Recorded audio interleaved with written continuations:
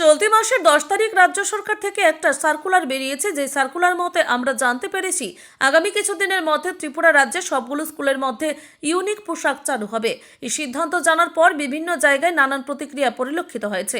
এরই মধ্যে আজ সংশ্লিষ্ট সিদ্ধান্তের বিরুদ্ধে প্রতিবাদ জানিয়ে এবং জনজাগরণের আহ্বানে কংগ্রেসের ছাত্র সংগঠন NSUI ত্রিপুরা প্রদেশের উদ্যোগে এক বিক্ষোভ কর্মসূচি প্রতিপালন করা হয়।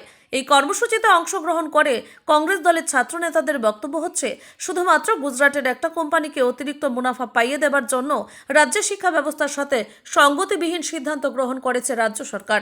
পাশাপাশি এই সময়ের মধ্যে সরকার একের পর এক সিদ্ধান্ত গ্রহণ করার মধ্য দিয়ে শিক্ষা ব্যবস্থাকে দুমড়ে মুছে দিচ্ছে। এই অভিযোগ আজকের এই কর্মসূচি থেকে বারবার উঠানো হয়।